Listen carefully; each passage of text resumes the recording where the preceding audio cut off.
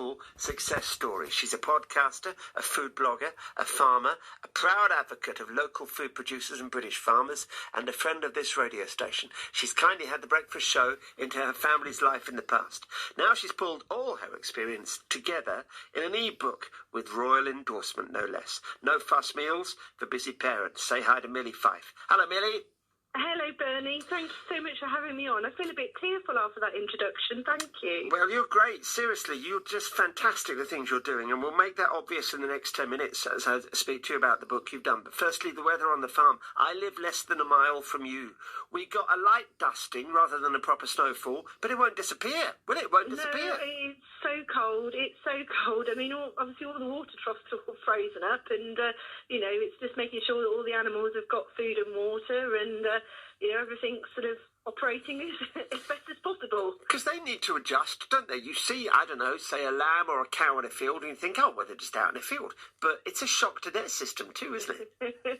Well, thankfully, with the sheep, for example, they've got a lovely woolly fleece and what have you. But we go out and we supplement their food with hay as well. So they've got various things to browse and fill their tummies with. But obviously, with the water troughs freezing over, we have to make sure that they're broken so they can obviously have access to water every day. What's been the reaction from your followers, your listeners, to the other stuff that's going on, to the times that the country finds itself in at the moment? Do you mean in terms of politics, or do you mean in terms of food security? Or both? Money, people not being able to get stuff, to worry about stuff, to try and get the best quality food for their kids, for their families that they can, with the reduced resources that we all have in our wallets now.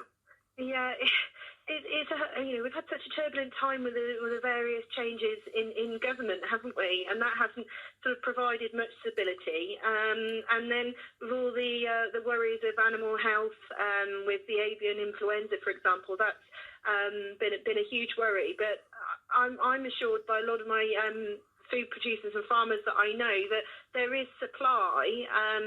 It's just rather than sort of heading to the retailers all the time, it's looking about shopping locally, supporting local producers and things like that, because that's where it will really help a local community, because they are the fabric or the lifeblood of any rural community, and they employ people, and they're obviously producing food to help feed the nation.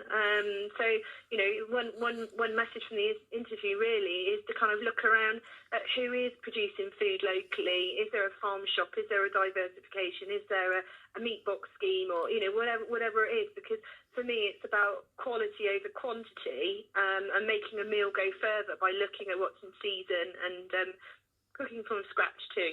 You are a farming ambassador for the Love British Food campaign. Did Britain ever fall out of love with its own food? I think we got out of the habit of eating seasonally because we can get anything we want to provide us with a whole variety of stuff through the year. So I think many stopped caring about provenance, didn't we? Yeah, this is the thing. I mean, we're all feeling the pinch. And, when you talk to people, the first thing they think about is price. When you go into the supermarket or anywhere, you're thinking, oh, well, what can I get with the budget that I've got? And with the retailers, having things in season all year round, we're forgetting about the environmental impact that then has, because if you're shipping goods from all the way around the world to be able to, yes, it might be cheap, but actually what's the long-term impact as well?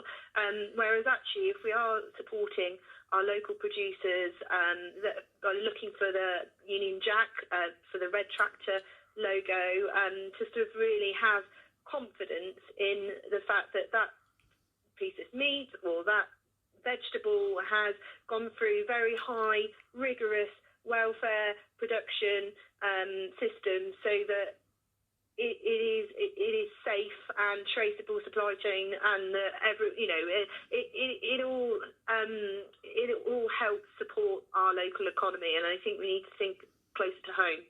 And you have a section in the book, in No Fuss Meals for Busy Parents. You've got a what is seasonal section, so you do the 4 seasons. And this one, of course, now, winter, we've got haggis, game, gammon, beef, pork, and, of course, turkey for the meats. Yep. And for the veg, it's greens, isn't it? It's sprouts, cabbage, kale, leeks, and swede. Yeah. No, absolutely. Those are the sorts of things that are in season right now. And I really like making my haggis burger because it's fun for the kids as well. That looks amazing. It's not just haggis. You mix it with another meat, don't you? Yeah, exactly. You mix it with a bit of beef mince as well, but then I've stacked it with some mozzarella cheese and some onions and some mustard as well. I actually produced that for a competition about a year ago, and it was a burger competition, and it rated quite well. So I like to. One of my life mottos, Bernie, is dare to be different. And it's great. Yeah, it's great. It's food for the eyes. When you go on the e-reader to get it, to download it, you'll see it. It's amazing. It is a lovely book. It launches tomorrow. So, Milly, who has written the foreword for your book? So the Princess Royal, Princess Anne, has written the foreword for my book, which I was overwhelmed when I received her letter in support of this project. You started to cry, didn't you? Yeah, I did. This is a sort of a creative passion of mine. It's something I wanted to do, and to get that endorsement is really the icing on the cake for me. It's sort of all the hard work is paying off, and to have that royal endorsement is just incredible. How did it come about? Did you send it off? Did someone you know get in touch with her people? How did it happen?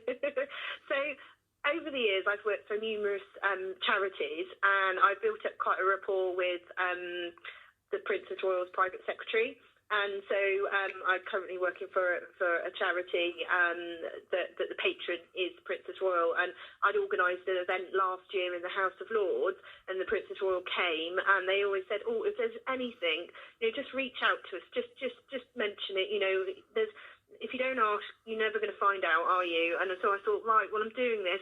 I wonder if this, it kind of fits the ethos in what the Princess Royal stands for in terms of, she's a very keen advocate of British food and farming, and she's a farmer in her own right.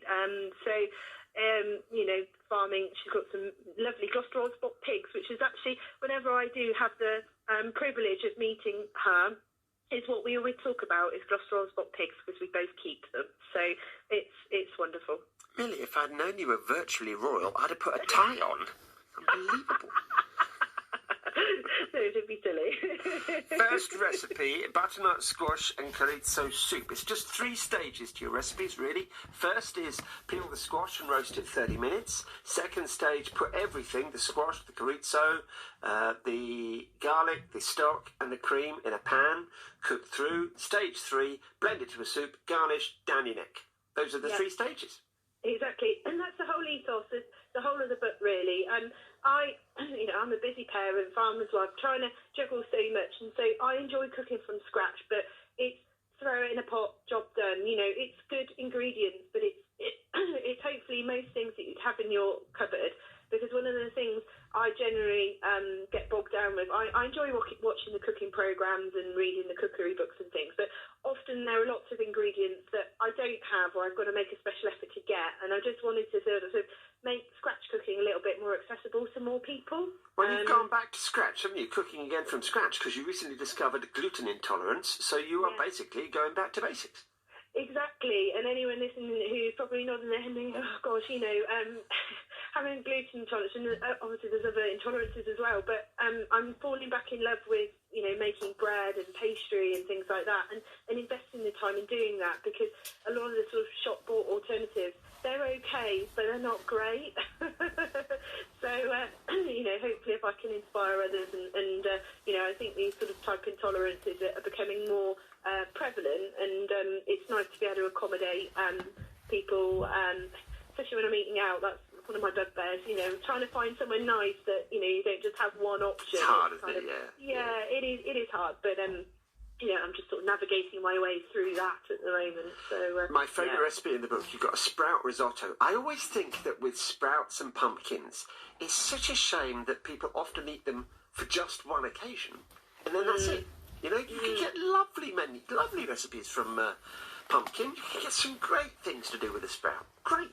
Yeah, absolutely. I've just written my article for the Daventry Express, because I write in there once a month as a food column, and I've put about, sprouts aren't just for Christmas, and the stir-fry sprout risotto is actually that. Sort of chop them up really finely, fry them with a little bit of bacon and some risotto rice, and It's a really, really tasty meal, and you can often buy sprouts frozen, or you can. I mean, I've got some in the garden that I am waiting till Christmas Day to pick. Well, they'll already be frozen. The ones in your garden, you pick them ready frozen.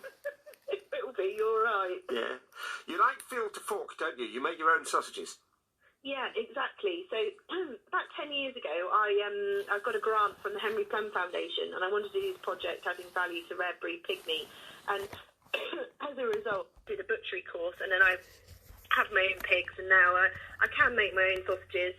But actually, I'm quite time poor, and it does take some doing. So I obviously rear the pigs, and then we take them to our local abattoir at Joseph Morris Butchers, which is only like 5 miles away from here. Yes. And they do all of the hard graft because they've got all the industrial machinery and things. But I know that I've grown those pigs, and I know what they've eaten, and I know they've only travelled just up the road. And whenever I cook the sausages and other people try them too, they say how wonderful they are. And I'm always disappointed when I go anywhere else, and if I go and have a hotel breakfast, or it's never as good. So. And you like them roasted? You do a sausage roast with Yorkshire pudding. Now, your recipe for Yorkshire pudding is 3 eggs, 200 millilitres of fat, and 100 grams of plain flour. That's a standard recipe. The secret for you is the batter goes in the fridge, the oil goes in the tray, make it as hot as you can in the oven, and about 20 minutes. You don't need to add anything else, do you? That's it. No, exactly. It's that hot and the cold meeting, because you get the fat really hot in the wells of your muffin tray, and then make the batter in advance and put it in the fridge so it's chilled, and then that to me really helps with fluffing them up. I'm just trying to perfect the gluten-free flour version, because at the moment I can't get the kind of rise that I do on a normal normal batter mixture. But again, that's all of the fun, and they still taste nice, but it's not as enormous. Well, it's a wonder. The book is a great thing. No Fuss Meals for Busy Parents. .com. Milly Fyfe, Fyfe. That's it. .com for details of tomorrow's book launch. If you go at Milly Fyfe, MILLIE, on Twitter, on Facebook, on Instagram, you can find everywhere. You like I'm all across. I was going to say you like bird flu, but I thought, no, that's quite tasteless, isn't it? For a farmer, that's tasteless. It's available on my website now to download, and then tomorrow it'll be available on Amazon as well as an ebook. And I am hoping one day that I might be able to get it as a printed version. Obviously, it requires publishing deal and what have you, but it's good enough. Yeah, exactly. I just wanted to get it out there, get my work out there, and I'm really proud of my achievement. I hope that other people will get behind it too. Please do get in touch to find out more information. It's a great thing.